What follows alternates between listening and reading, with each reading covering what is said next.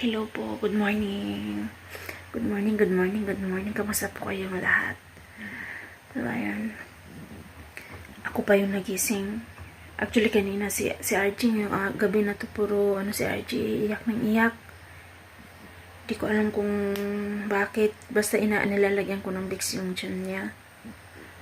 Tapos,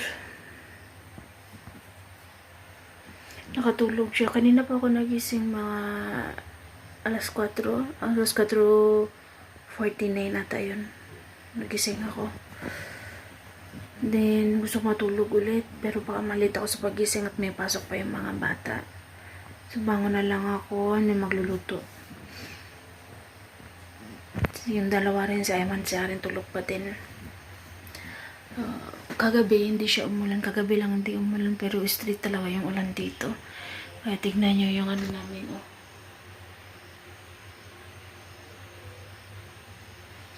Basa talaga. Kahapon yung tubig dyan, no? Lang ko. Parang sinunod ko lang siya mag-map ba? Para di na ako mahirapan. At saka, natutuwa rin naman ako na tama yung ginawa ko na tinanggal ko na muna yung floor mat. Para once na may tubig na papasok, magmamap na lang ako. Basta papahinan ko na lang siya kaagad. Hindi ko na kailangan ng floor mat. Kaya okay na rin. Babalik ko na lamang yung floor mat pagka winter. Or basta babalik natin pagka winter. Hindi na muna sa ngayon. Tapos mamaya, kapag di talaga ako pag upload masakit yung tenga ko. Aray ko. Ano na ba ito? Ilang days na ba ito? Siguro 4 days. Di ba nga dati na nakwento ko sa inyo na parang may gumagalaw siya, parang may naglalakad sa tenga ko. Nung dati na inaano ko naman siya, parang pag may gumagalaw sa tenga ko, inaano ko talaga siya kaagad, parang inaano ko na akong cotton buds ba? Cotton buds ba? Tama ba ako? So, mawawala na yung niya. Pag ginano ko siya, pag nilinisan ko siya, parang nawawala siya. Humihinto siya sa pag galaw-galaw sa loob ba. Tapos, dahil, ngayong, kailan nun basang sumubro siya sa parang Makati na sa loob. Basta ewan ko, para talaga siya may something sa loob ba. Kaya kinalikot ko siya, parang ginano ko siya, nilinisan ko talaga. Tapos yung cotton buds, nilalagyan ko muna siya ng oil para hindi masyadong matigas yung cotton buds. Kaya yun, hanggang sa palagi ko na siya masakit. Dito niya, tsaka yung sa likod niya. Dito talaga yung pinakamasakit pag pinindot mo to dito, masakit talaga siya. Tapos yung isa naman, hindi pa naman, pero yung isa, parang sim na din siya na parang lumipat siya dito sa kabila ba, naglakad-lakad. Tapos, parang hindi siya naglakad-lakad, parang may gumagalaw. Nung dati dito, tapos ngayon dito na naman. Kaya, siguro pupunta ako, papacheck up siguro ito.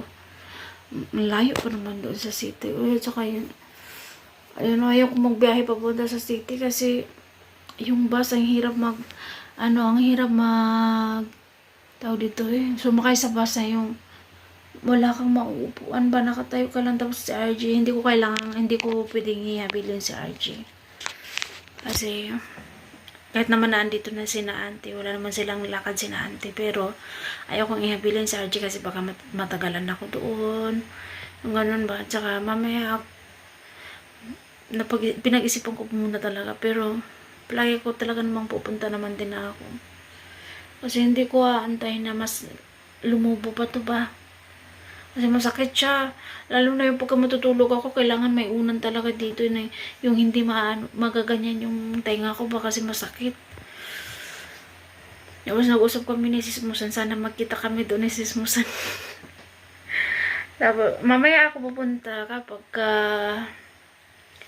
nakapasok na ng school yung mga bata. Si Aren, papasok siya ng mga 10:20 yung ganun.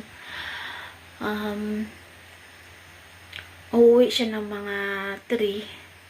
Si Emma naman 4, medyo siya uuwi ng bahay. So, mamaya pagka tapos silang umalis sa school, mga alas 11:30, alis na rin ako para makauwi ako kaagad. Kasi hindi ako pwedeng magtagal doon.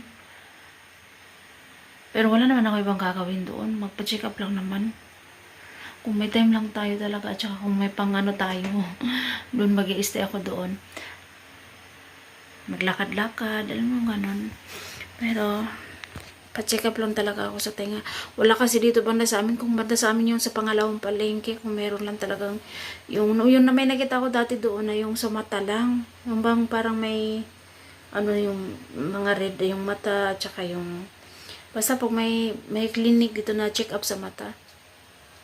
Tapos, yung sa tenga, wala naman dito. Kailangan mo talaga pumunta sa city.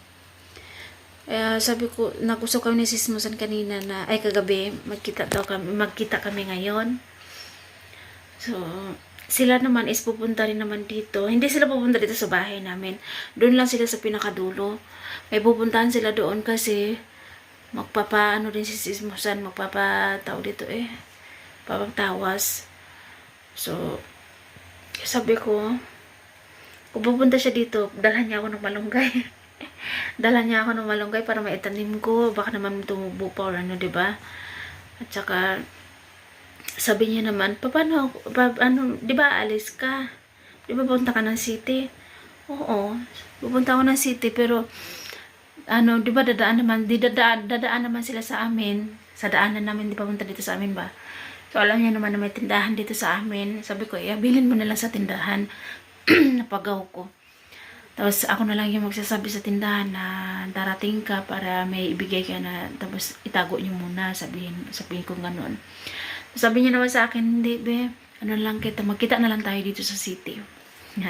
Tapos pag uwi ko masabay na lang tayo. Ay, napaka-enjoy noon. So, nagtanong naman din ako na kaya mo bang magbus? Kasi di ba nga sila may may motor din sila. Tuwing naggagala sila, nagmumotor yan sila. So, nahiya ako baka hindi niya kayang magbus. So, sabi niya naman, okay naman.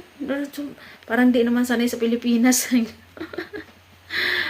So, naisip namin na magkita. Sana magkita kami doon. At saka, kailangan din namin bilisan kasi yung mga anak namin uuwi pagkahapon. So, mabilis lang naman siguro yung check-up sa tenga. At saka, kailangan ko talaga siyang ipa-check up. Kasi nagsisimula na siya alam niyo yung may tubig na lumalabas. Di ko alam. Na-infection na talaga siguro to. May tubig na lumalabas at minsan, parang may nakaharang pa siya na hindi makarinig yung isa kong tenga. No, gusto ko sana magpasama sa pinsan ng asawa ko. Para, may motor naman din yung pinsan ng asawa para dire-diretso yung yung lakad. At saka, sila kasi kabisado nila yung kung saan banda yung clinic ng para sa mata or sa tenga. Basta kabisado lugar nila kasi ito Ako naman kasi first time kong gawin ito na umalis na ako lang. So, sana makaya natin. Pero kaya ko naman kasi ako nasanay na rin ako na alam niya yung bus nila dito na once sasakay ka ng bus, talaga nakatayo ka lang, swerte mo na kapag ka nakasabay ka pagka nakasakay ka ng bus na may upuan. Kasi dito talaga sa kanila, minsan, may mga iba na may mga pasahero, pag nakita nila na may bata ka, pinapaupo ka. Minsan lang yun. Pero kadalasan talaga sila dito, wala silang parang walang pakialam ba. Yung ganun, alam mo yung ganun na kahit na may dala kang bata, tapos nakatayo ka lang. Dito sa totoo lang, dito sa Nepal, yung bus nila, talagang puno. Lalo na kapag time na uwian. Kung gaano siya kaya mas okay pa siya kung papunta ka doon sa city. Okay lang kung pag nakatayo ka. Mas maluwag pa siya. Pero once na pagpa-uwi na dito, ang hirap. Yun ang pinakamahirap. Kasi talagang, dito siksikan. Siksikan, ang hirap gumalaw. Tapos pa ganyan. Palagi pang hinto-hinto yung bus. And then, pa yung daanan. Hindi maganda yung daanan. Lubak-lubak ba? Kaya, minsan talaga nagkakasagian yung mga tao, yung Kaya minsan yung nakasakay na nasa pinakalikod ng bus, mahirapang lumabas. Kailangan mo na lumabas yung nasa harapan. Ganun dito. Pero nag-enjoy naman, nakaka-enjoy rin naman kasi kahit mahirap, nakita mo yung mga tao na tawag dito ay sila ay nagtatawanan kasi nga may iba na nagagalit kasi bakit sila dumidikit sa kanila yung ganun. So, may iba rin na nakatawa na enjoy yung biyahe, yung ganun ba. Bungol jud ko lagi eh. Sakit.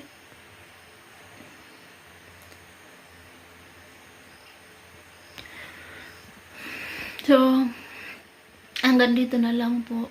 Papakita ko po sa inyo yung nilipat ko na yung beans lahat. So, bye-bye po everyone. Hello po, good morning. Good morning, good morning, good morning. Kamusta po kayong lahat? So, ayan. Ako pa yung nagising. Actually, kanina si RG yung gabi na to puro si RG iyak ng iyak. Di ko alam kung bakit. Basta nilalagyan ko ng Vicks yung tiyan niya. Tapos, nakatulog siya. Kanina pa ako nagising mga alas 4. Alas 4:49 ata yun. Nagising ako. Then, gusto ko matulog ulit. Pero baka malita ako sa pagising at may pasok pa yung mga bata. So, bangon na lang ako. Magluluto. Yung dalawa rin si Ayman, siya rin tulog pa din. Kagabi, hindi siya umulan. Kagabi lang hindi umulan. Pero street talaga yung ulan dito. Kaya tignan nyo yung namin, oh.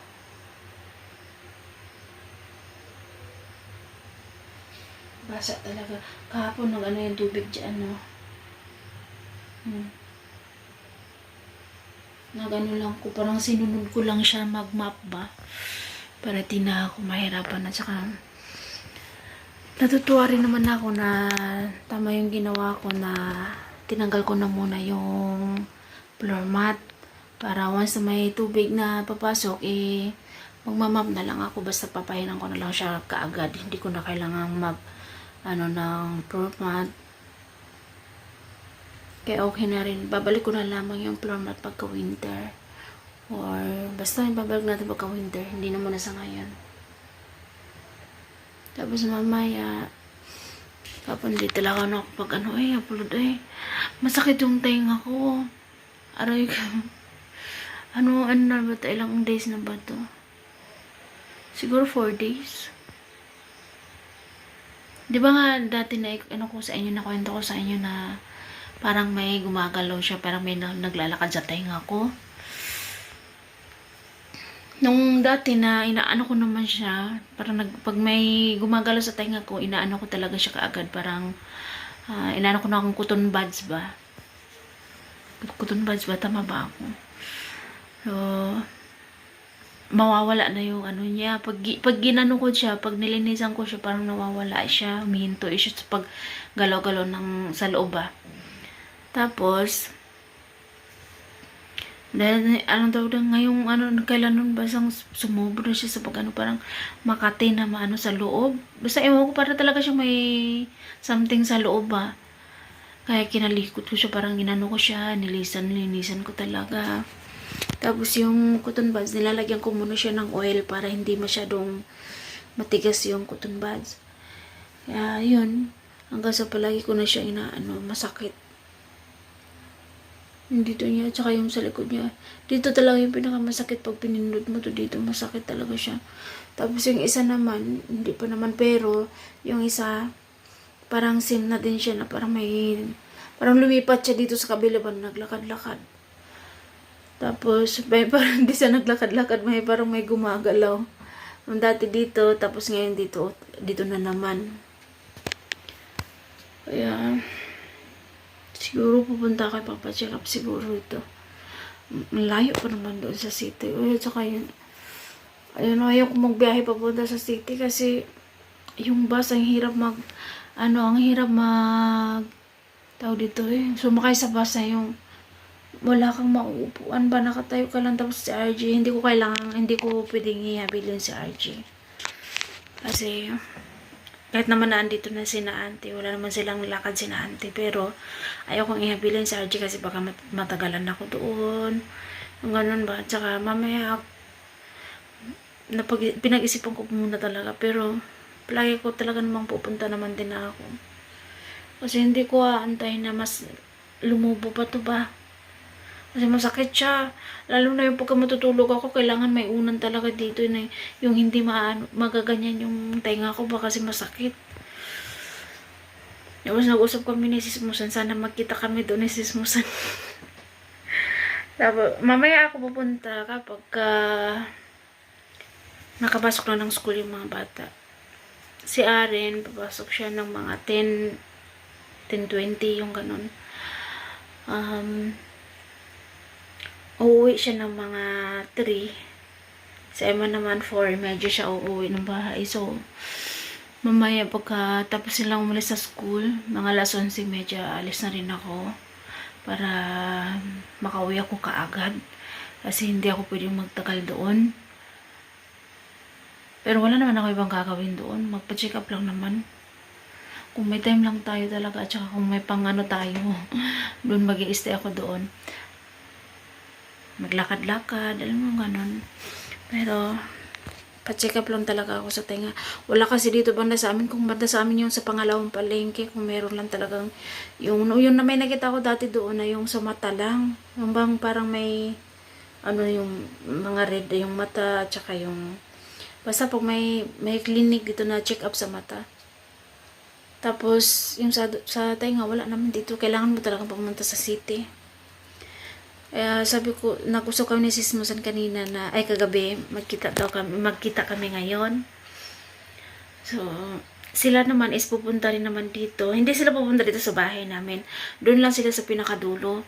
May pupuntahan sila doon kasi magpapaano din si Sis Musan, magpapatao dito papatawas.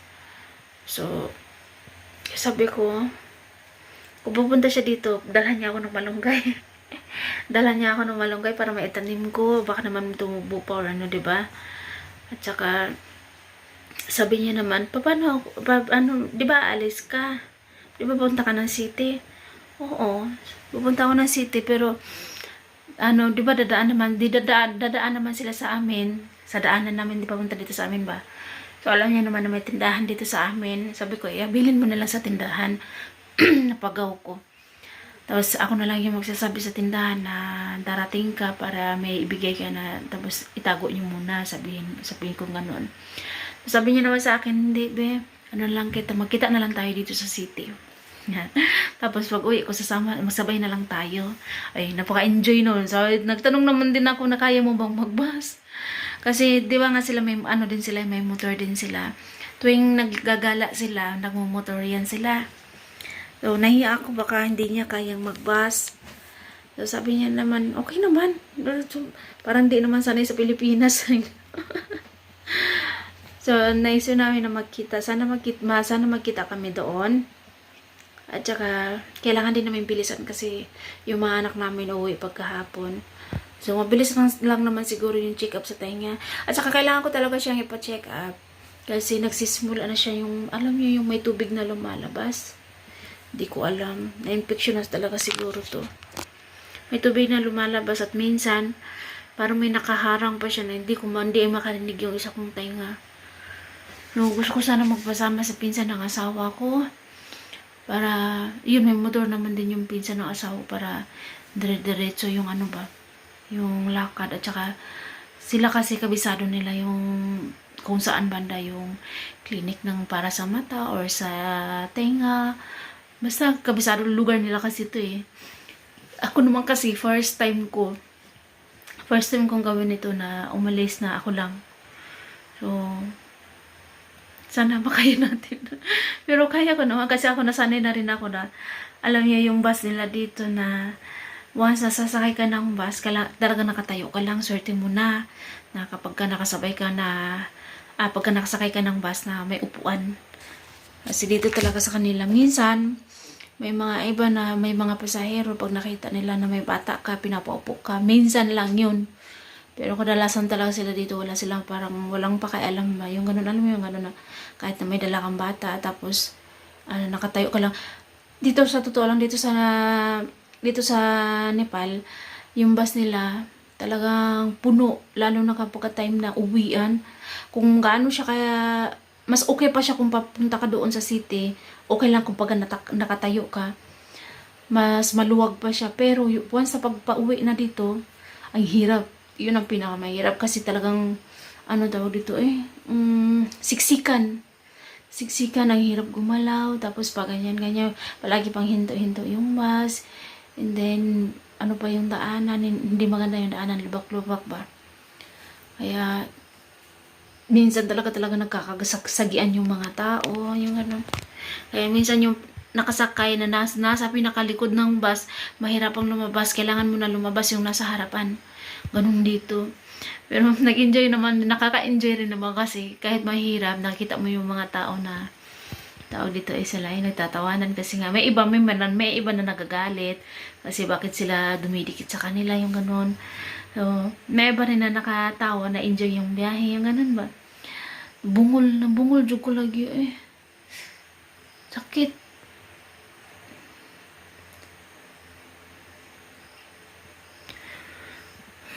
So, hanggang dito na lang po. Papakita ko po sa inyo yung nilipat ko na yung beans lahat. So, bye-bye po everyone. So, ayan, natapos ko na din siya. Nilipat ko na.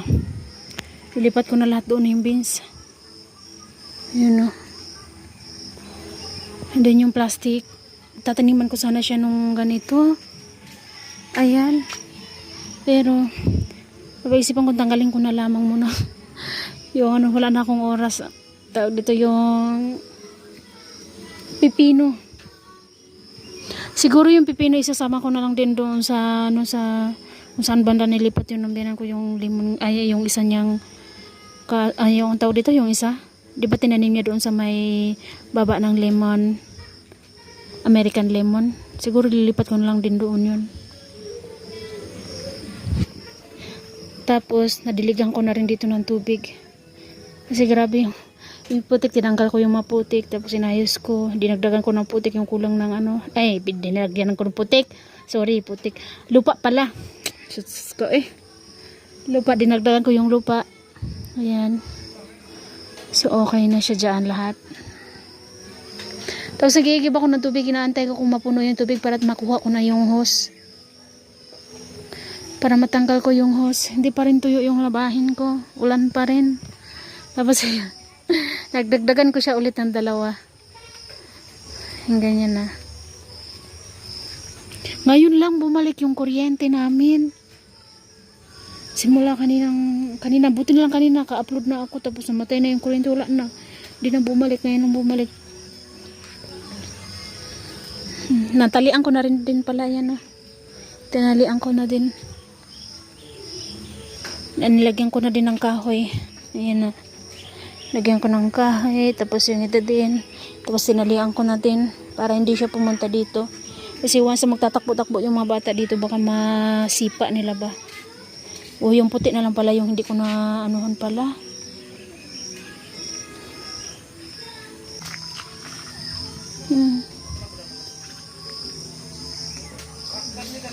Ayan. Ang tagal naman na puno nung tangke.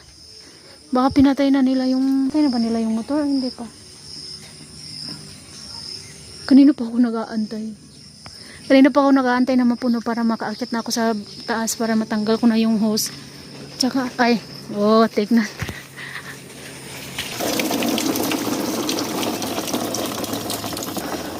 So, ayan, puno na siya.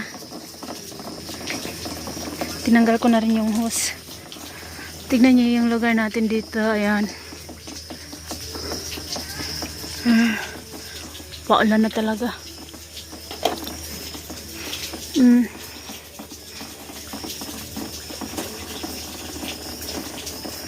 Simanan ko may kuryente na siya. Nakabit na kahapon.